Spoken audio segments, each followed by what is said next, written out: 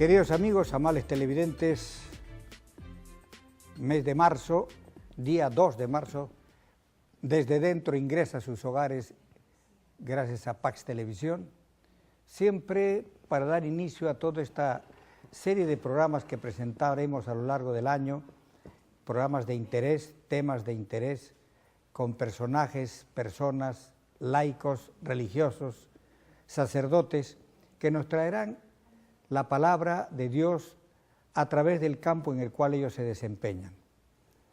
Nosotros en este momento sabemos perfectamente bien que hay temas que se han venido produciendo en estos días y sobre todo situaciones que su santidad nos ha dado a conocer. Sabemos perfectamente que a través de los siglos, la Iglesia Católica ha tenido y sigue teniendo numerosos mártires, aquellos cristianos que han dado testimonio de la verdad en las enseñanzas de Cristo y que han preferido el sufrimiento y la muerte antes de renunciar a su fe.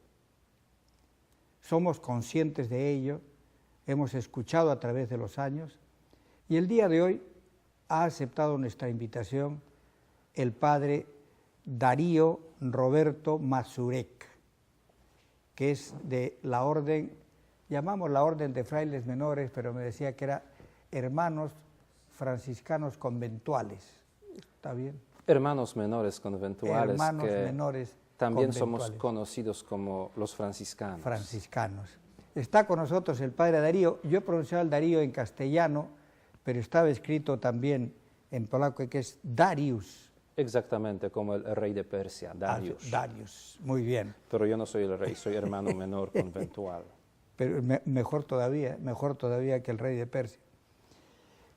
Bueno, y está con nosotros justamente para hablar sobre un tema que lo hemos leído todo en los medios de comunicación y sobre todo lo hemos escuchado a su santidad, cuando ha dado este mensaje que nos ha dicho de que para el mes de diciembre justamente se producirá la beatificación de dos sacerdotes polacos de la orden del padre Darío que fueron asesinados en esa época hace muchos años por este movimiento de Sendero Luminoso. Pues padre Darío, ya he mencionado este tema de los mártires, pero sabemos que existe, ya han existido, como lo he mencionado, muchos mártires a través de la historia. ¿Qué podemos decir de ellos en general?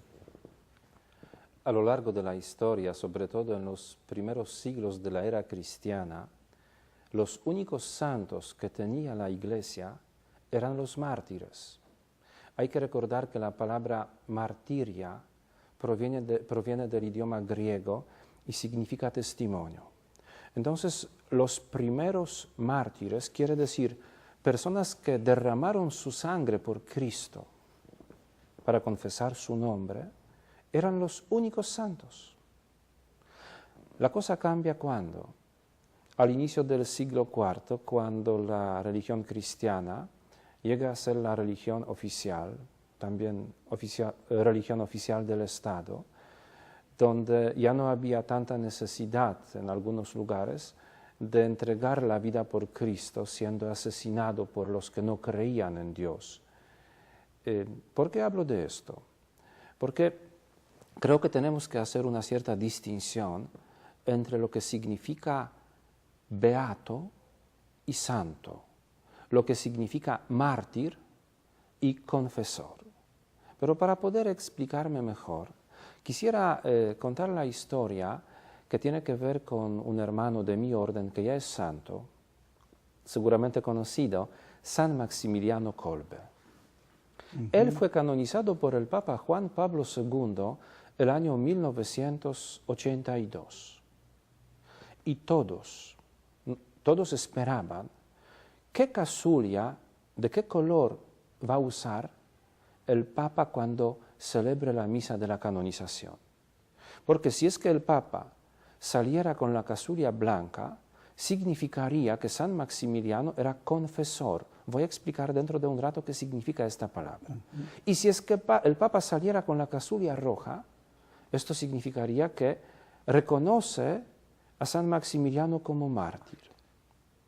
San Maximiliano no entregó la vida, podríamos decir, directamente por Cristo, porque nadie lo puso, como en los primeros siglos de la era cristiana, ante una divinidad y le dijo, tienes que echar incienso a esta divinidad porque si no lo haces te vamos a matar. No.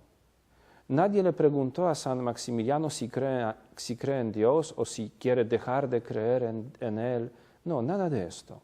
San Maximiliano Kolbe simplemente entregó la vida en el campo de concentración en Auschwitz-Birkenau por otro preso. Es que del campo huyó un preso y los oficiales alemanes dijeron, vamos a matar 10 por cada uno que quiera escapar. Y cuando el oficial alemán indicaba, tú también vas a morir, un tal Francisco Gajowniczek dijo, pero yo tengo familia, tengo hijos. San Maximiliano lo escuchó, se adelantó y dijo, no, yo quiero morir por él. El oficial aceptó la ofrenda, el sacrificio de San Maximiliano y así de esta manera el otro preso salvó su vida. Murió hace pocos años atrás. San Maximiliano entonces, como he dicho directamente, no murió por Cristo, aparentemente no murió por Cristo, pero murió por otro hermano. No fue provocado de decir, no creo en Dios. Los primeros mártires tenían que confesar a Dios. Eran inquebrantables en su fe. Entonces, ¿cómo nosotros podemos pensar que San Maximiliano podría llegar a ser mártir? ¿Qué nos ayuda? Si usted fuera el Papa y si usted tuviera que salir el día de la beatificación, creo que era 10 de octubre, ¿usted qué casulla pondría? ¿La blanca o la roja? Me está preguntando a ver cuál sería. Bueno, para mí sería la roja porque es mártir. Claro, pero repito, ya que yo también comparto con usted la misma idea y de hecho el Papa Juan Pablo II salió con la casulla roja.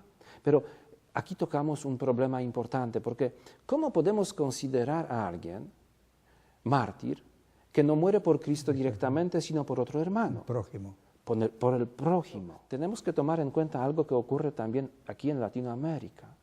En los primeros siglos de la era cristiana, quienes fueron asesinados eran los cristianos asesinados por no cristianos, mientras que en América Latina sucede, y en algunos países de Europa, los cristianos fueron matados por otras personas bautizadas. ¿Cómo entonces alguien que es bautizado puede matar a otro y todavía este otro puede llegar a ser mártir? Repito, muchas veces en América Latina y en otros lugares del mundo no hace falta que alguien muera por Cristo directamente.